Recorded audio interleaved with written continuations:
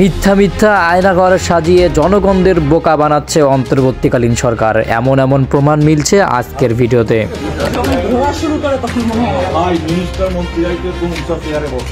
আসলে কি আয়নাঘরের অস্তিত্ব আছে নাকি এগুলো বানোয়াট কল্পকাহিনী ছিল? প্রকৃতপক্ষে আয়নাঘর দেখতে কেমন অনেক ভিডিও বের হয়েছে।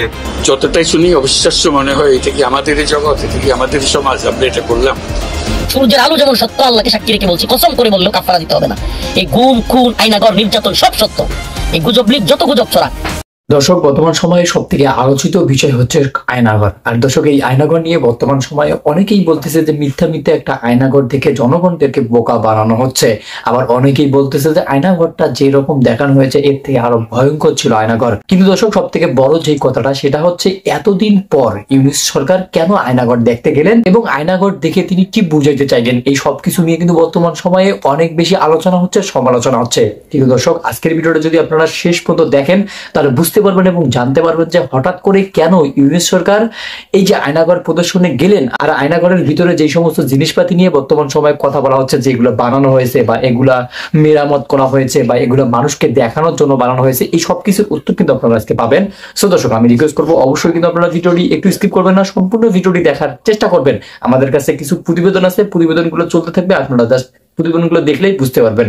সো কথা না বাড়িয়ে আমরা প্রতিবেদনগুলো দেখে নেই। সূর্যের আলো যেমন সত্য, আল্লাহকে সাক্ষী রেখে বলছি, কসম করে বললেও কাফারা দিতে হবে না। এই গুম, খুন, আয়নাঘর, নির্যাতন সব সত্য।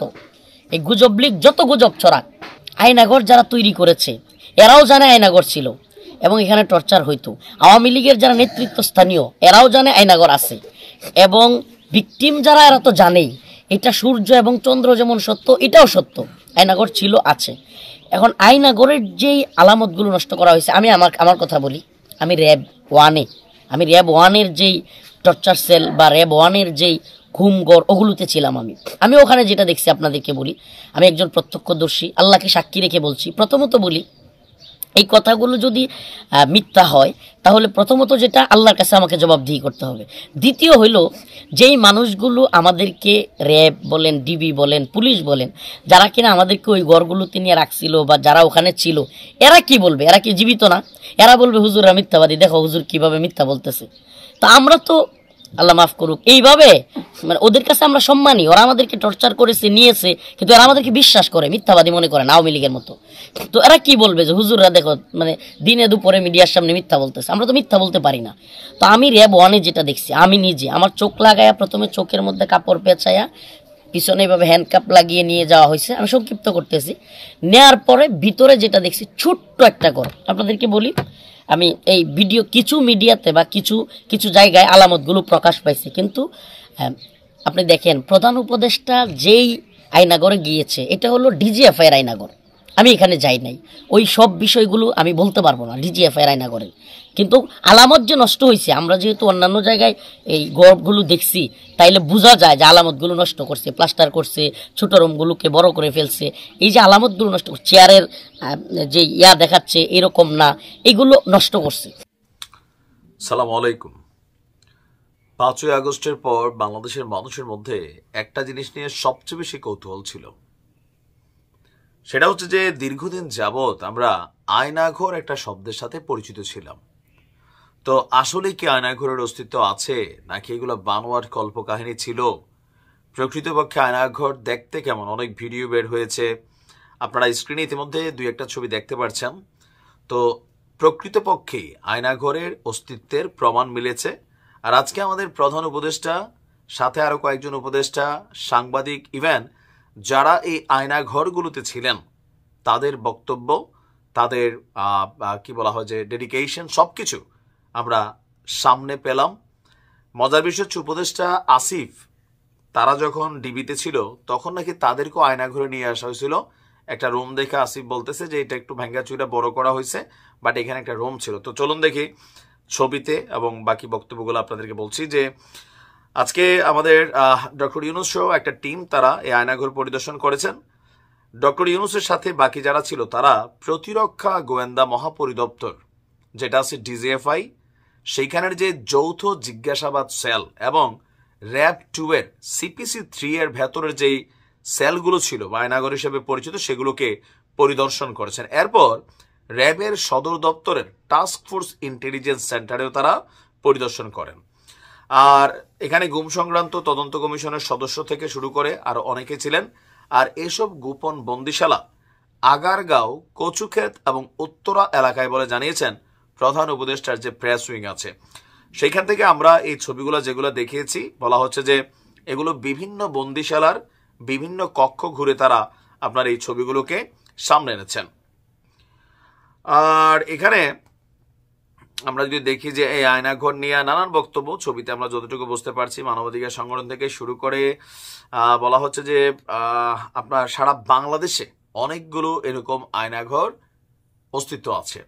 তবে আয়নাঘরগুলোর মধ্যে যে মানুষের কিউরিসিটি ছিল বা সন্দেহ ছিল, সেগুলো আজকের এই পরিদর্শনের মাধ্যমে সামনে চলে আসছে যে ঘটনা সত্য। বেশ কিছু চেয়ার দেখলাম আমরা, অনেকগুলো ওয়াল দেখলাম, যেখানে ছোট্ট একটা রুমে নাকি বছরের পর বছর থাকতে হইতো। আবার যে চেয়ারটা দেখছেন, এই চেয়ারে বসাইয়া ইলেকট্রিক শক দিয়া মানে নানান ধরনের তথ্য জিজ্ঞাসা অথবা রাজনৈতিকভাবে উপর মহলের নির্দেশে যাদেরকে গুম করার জন্য বলা হইতো, দীর্ঘদিন যাবত এখানে রেখে অত্যাচার করা হইতো, টর্চার করা হইতো। তো প্রধান উপদেষ্টা বলছিলেন যে আসলে এরকম যে একটা দৃশ্যাবলী আছে বা এরকম একটা জগৎ আছে এই সভ্য দুনিয়ার সাথে, এটা কোনোভাবেই আসলে বিশ্বাস হচ্ছে না যে প্রকৃতপক্ষে এগুলো ছিল। তো আমরা বেশ কিছু ফুটেজ দেখছি। ফুটেজ বলতে এখানে যখন তারা লাইভ ক্যামেরা করছে, তো সেখানে আমরা দেখলাম। তো যাই হোক, যতটুকু মনে হয়েছে যে আসলে এই নৃশংসতা কারে বলে, কত প্রকার কি কি, এগুলো এই আয়নাঘরের মধ্যে না গেলে হয়তোবা আমরা দূর থেকে জাস্ট নিউজ করছি বা আপনি শুনছেন এটার ভয়াবহতা কি পরিমাণ, যাদের পরিবারের সদস্যরা গুম হয়েছে, অপহরণ হয়েছে, এখানে নির্যাতনে মারা গেছে বা এখান থেকে বের হইয়া পরিবারের কাছে গেছে, তাদের কাছে এটার যে অনুভূতি বা আবেগ, আমরা এজ এ নিউজ করা অথবা নর্মালি এজ এ লিসেনার হিসাবে শোনা, এটার মধ্যে আকাশ পাতাল পার্থক্য। তো এই আয়নাঘরগুলো চিরজীবনের জন্য বন্ধ করা হোক। আগামীতে কোনো সরকারের নেতৃত্বে আইন শৃঙ্খলা বাহিনীর মাধ্যমে এই ধরনের কর্মকাণ্ড যেন আর জীবনে না হয়, এটার সর্বোচ্চ একটা সিস্টেম, নীতি বা আইন শৃঙ্খলা বাহিনীকে সংস্কার, এগুলা করা খুবই জরুরি। ভালো থাকুন, আসসালামু আলাইকুম। প্রতিটি জিনিস যে হয়েছে এখানে যতটাই শুনি অবিশ্বাস্য মনে হয়, এটা কি আমাদেরই জগৎ, এটা কি আমাদেরই সমাজ, আমরা এটা করলাম। এবং যারা নিগৃহীত হয়েছে, যারা এটা শিকার হয়েছে, তারা আমাদের সঙ্গে আছে, তাদের মুখের থেকে শুনলাম কিভাবে হয়েছে। কোনো ব্যাখ্যা নেই। এটা ব্যাখ্যা থাকলে কিছু একটা হলে মানুষ বোঝে যে এটার কারণ ছিল।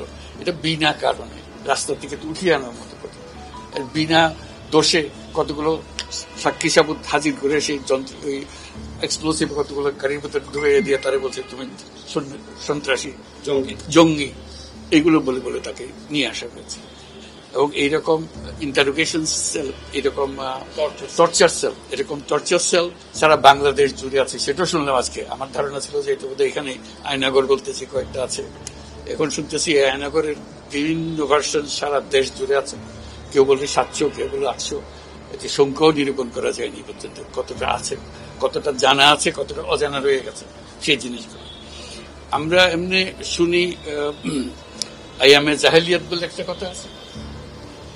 এই গত সরকার এই আইএমএ জাহেলিয়াতকে প্রতিষ্ঠিত করে গেছে সর্বক্ষেত্রে, এটা তার একটা নমুনা।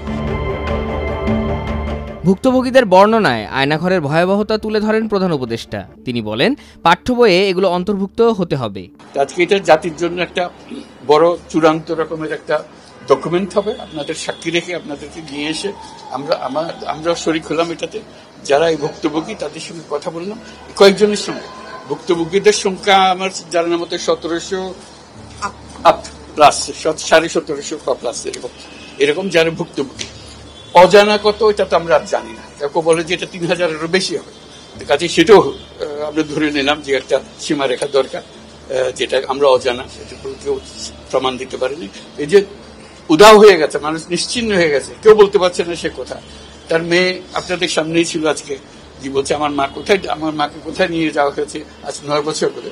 9 বছর ধরে আমরা আর খোঁজ পাইনি। সে নিজেও ছিল, 11 বছর বয়সে ছিল, সে মায়ের সঙ্গে ছিল, তাকে রেখে মাকে নিয়ে চলে গেছে। এই হলো সামান্য একটা দৃশ্য। এই দৃশ্য বড় করুণ দৃশ্য। এবং এটার কঠিনতম যে লেসনটা হলো, যারা করেছে তারা আমাদেরই সন্তান, আমাদেরই ভাই, আমাদেরই ঘনিষ্ঠ আত্মীয়, তারাই করেছে। এবং আমরা এই সমাজকে যদি এর থেকে বের করে না আনতে পারি, তাহলে এই সমাজ তো টিকে থাকবে না। যে এইভাবে যদি আমাদের হয়, আমাদের সন্তানরা যদি এগুলো করে এবং তারা যদি এইরকম কাজ করতে পারে, যে মানুষের পক্ষে যেটা সম্ভব। একজন বলছিল ওই যে খুপড়ির মধ্যে তাকে রাখা হয়েছে, গ্রামে তো মুরগির খাঁচা এর চাইতে বড় হয়, এরকম অবস্থা। মুরগিও নড়াচড়ার যেরকম জায়গা পায় না, ওরও নড়াচড়ার কোনো জায়গা নেই। ভাই মিনিস্টার মন্ত্রীরাই তো এরকম উঁচা চেয়ারে বসে, বুঝেন না কেন? ঘুরান আমাদের, দেখি কতটুকু ঘুরতে পারে। মাথা তো ঘরে না রে ভাই,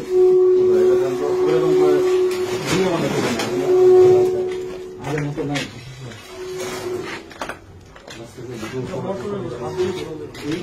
কষ্ট হয়। দর্শক, আপনারা জানেন যে আয়নাঘরে অনেকেই মানুষ ছিল এবং যেদিন থেকে বাংলাদেশটা দ্বিতীয়বারের মতো স্বাধীন হয়েছে বা স্বৈরাচার সরকারের পতন হয়েছে, সেদিন থেকে কিন্তু আয়নাঘর নিয়ে কথা বলতেছিল, আয়নাঘর নিয়ে মানুষের অনেক বেশি জানার আগ্রহ ছিল।